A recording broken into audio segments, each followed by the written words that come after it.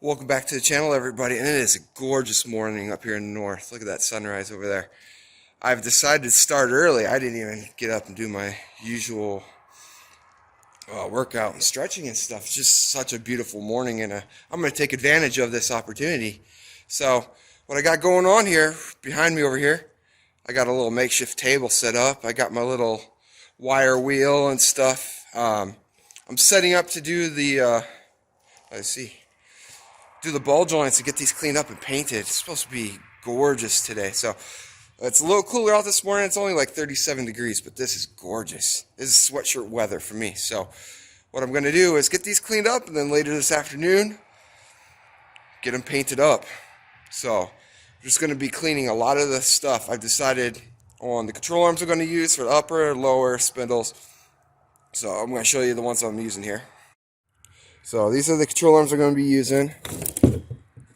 The bushings don't look real bad at all. This one has like no cracking at all. This one's just, it's not terrible at all. The inside looks really good. Yeah, same on this one. I mean, I'm not even going to worry about replacing those. But what I'm going to do is I am replacing these ball joints because they were no good. So I got to cut these rivets off. There's 4 on each of the top ball joints there. Cut those off and you can knock it down. Then when you put the new ball joints in, there's a nut and bolt that hold those in. Then I got the spindle over here for the left side, driver's side. Same thing. I chose the ones that were less greasy. So these are just kind of dirty, so it should be easier to clean up. Passenger side one's sitting over there. So I'm not going to be doing anything with this other than cleaning up the spindles today. I'm not going to be doing any wheel bearings or any of that sort of thing right now. So this one does have a bump stop cushion there that needs to be replaced, and those just bolt on. And I have a really good one on the other lower control arm, so that'll be an easy fix. So this top one here, that one's not going to be able to be taken out without breaking it. That's really stuck in there. So that one, these ones aren't bolted in. So these are going to have to stay in when I paint them. I'm just going to have to mask them off. So, well, I'm going to get to work. Kind of show you what I'm doing here. So I want to kind of show you what I'm going to do. What I'm going to do is just take my air chisel here and get under these little rivets here. And I'm going to cut these off with my air chisel. I mean, I could try to grind these out, but my grinding wheel is too big. So I'm going to use this. I'm not going to be able to do it while holding the camera. So I'm going to have to put it down and do it. And I'll show you when I knock these out after I get these rivets out.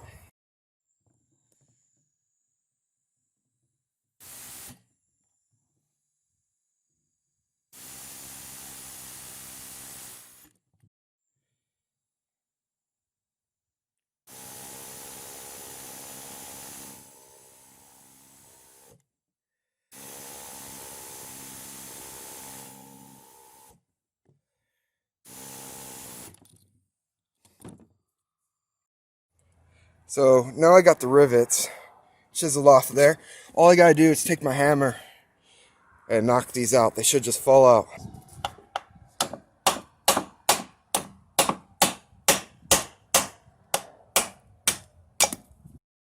So on the lower ball joints, they're pressed in. They're not riveted on. So I'm gonna have to knock these out. I might be able to do it with a hammer. I might have to get my press out. So I'm gonna try the hammer method first.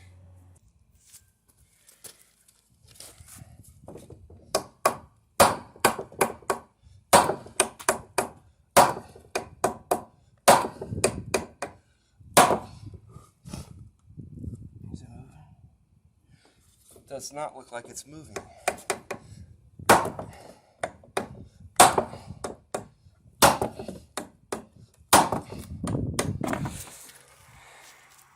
Well, the hammer method does not seem to be working. So I gotta get my ball joint press out. So I decided to cheat a little bit. I have my press here, but I didn't use it. What I did was I cut the top off the ball joint so I could get a good hit on the actual sleeve that goes in the arm. And it only took 2 little hits. It barely came out. It came out so easy. I'm assuming that I was hitting on the top of the stud there, and it was absorbing all the weight of the hammer, absorbing it. So as soon as I got down and hit on the sleeve of the ball joint, it fell right out. So that was a nice little trick there. It was a lot easier in getting out this old ball joint press, even though I'm going to have to use it anyway.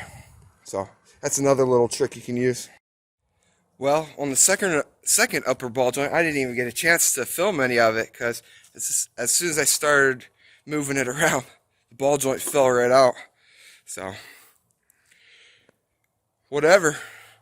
Easier on me, right? So, now I'm going to start cleaning it up. I'm going to show you what I'm going to be using here.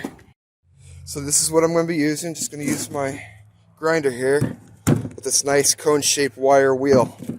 And I should be able to get a lot of the exterior stuff with it. I do have a perimeter wire wheel that I'll be able to get down in these valleys with. So I'm going to start with this one and then I'll switch over to the other one. But before I do that, I need to get in here and remove that bump stop. It's just a nut right there on the inside to remove that bump stop. So that's the next thing I'm going to do. So I want to give you a quick update here. I've been grinding on these things for probably an hour and a half now. This is not easy work. I mean, this is, tedious work, but it's what I'm doing to use these. So this is topside. I gotta get in here with a smaller wheel and do some more cleanup in there, but it's come along nicely. Haven't done the backside on this one yet. I got the lowers down here. Haven't done the backside of those yet, but those are looking really good on the other side. So I think those ones will go really fast when I switch over the wheel. So I'm gonna keep at it. So I got the control arms all cleaned up and I got my ball joint press put on here. This is just a cheap one. I've had this thing for years. I probably should have got it replaced a long time ago because it's not quite lined up. It's opened up a bit. So it's been used a lot, but it should work in this application. But I got my ball joint down here. I got to adjust this here just a smidge here. It'll go right here. But then you got the top of the ball joint. You see it down there? That's where the threads are for the castle nut and stuff. So all I gotta do is put my wrench on here. I don't have an impact. I'm not gonna do this with an impact. So I'm just gonna put my wrench on here and turn this. Get this put in. Well, I got the ball joints in. That was not easy at all. If I would have had a press, it would have been way easier. With that cheap C-clamp style ball joint press being expanded open, it did not want to push straight. So that was a real pain. But I was able to get them in. I got all the control arms hanging here. I got them all cleaned up. See the ball joints in. Just wrapped a little piece of tape around the end there that's exposed with the grease there. So I'm going to get these ready to paint. I'm going to take a little break. Somehow I pulled a muscle in my elbow, my left elbow. I wasn't even using that arm to crank on. So I'm going to take a little break and I'm going to paint these. And we'll see how they turn out. Maybe they'll turn out nice. I mean, they're just factory stamped control arms. So there's nothing real special about them. But we'll see how they turn out. See if I can do this left-handed.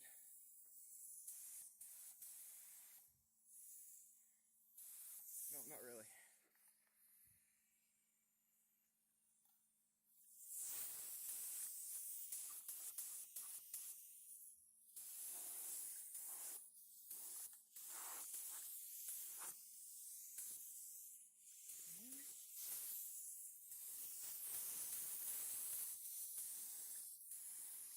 Keeps wanting to spin on me.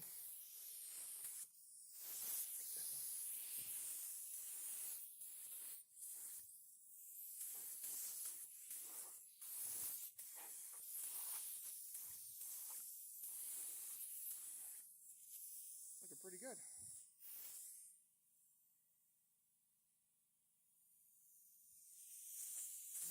This spot right here. Better. Let's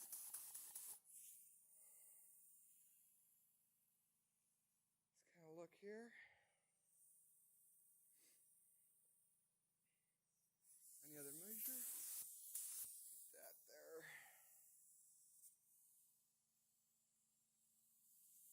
Kind of walk down here and see.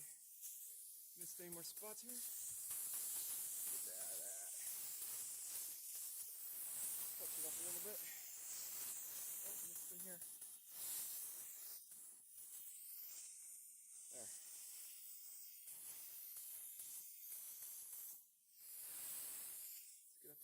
barn. Oh, look at this down here. Looks good.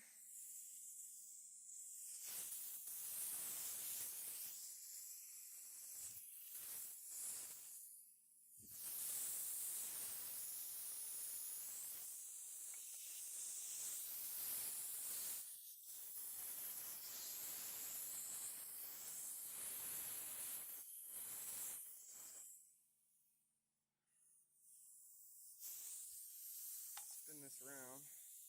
The top side's the side I'm worried about. There we go.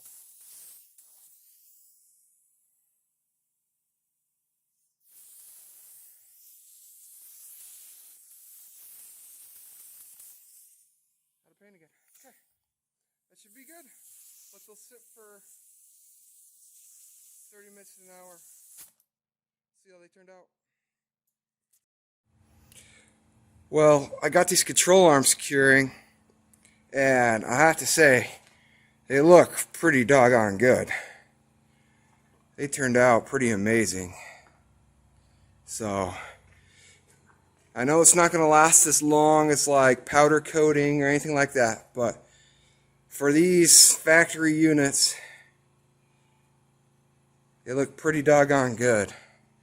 They look better than the original paint on it. I went with like a gloss on them, so they'll look a little better. But those look amazing. So I'll let these cure for a few hours, and then I think I'm going to start working on the spindles, getting those cleaned up. Well, I got the spindles and everything all cleaned up, and I got the backing plates off, the front rotors and all that stuff, so they're all cleaned up. I did notice a huge difference between the Pontiac spindle parts and the Buick parts. The Buick parts were way more beat up than the Pontiac parts, even though the Pontiac's older and it was from North Dakota. So, I mean, it all depends on how well it's maintained, because the grease inside the spindle on the Buick spindle was all dried up and nasty. It had a nail actually as the cotter key, and when I pulled the dust cap off of the the Pontiac spindle, the grease looked fresh. It had a proper cotter key in it. I'll show you the backing plates on these, and you'll see the grain structure of the tin backing plate for the Pontiac is much more pronounced than the one off the Buick. But I'm not going to worry about that because it's just a backing plate. I'm going to use some high temp paint and just paint those up. So I'm not going to worry about it too much, but I'm showing you the difference. So this is the Pontiac one. And you can see the grain structure here on this one. I come over to this one. Look at this one. This one's all corroded and beat up. I'm pretty sure they're made out of the same material, but this one, you can definitely tell the difference between that one and like this one. This one cleaned up great. So, huge difference. So, next thing I'm going to do, just grab my paint. I'm going to paint these up. I got the spindles over here. Those are going to get a different paint. It's going to be the same that I did the control arms in, but these are going to get the high temp over here. So, I'm going to get to it. Well, I'm going to give you an update on what I've been doing here. Starting to get burnt out now. I've been pushing really hard for the last few hours. And so, I'm going to show you here. I got springs and my gearbox sitting back there. So, springs in the gearbox here, they're curing here. The weather's been awesome. The other spring over here. Take a walk outside and I'll show you the other stuff that's sitting out here in the sun. Man, I got a ton of stuff to clean up. But got the dust shields, the spindles, and the control arm sitting up there. I still got to put the upper ball joints in and whatnot. But and I got to put the dust caps on the lower ball joints and put the Zert fittings in it and everything. But They are looking phenomenal. So I think I'm going to call it a wrap for videoing today. I got a ton of stuff done. The weather's awesome. So I think I'm going to clean up and enjoy some of this weather before it gets cold again. I only got a few more days of this nice weather. It's supposed to get really nasty again. So please like, subscribe to my channel, leave a comment down below. And if you like what you're seeing, please share. And I'll catch you next time.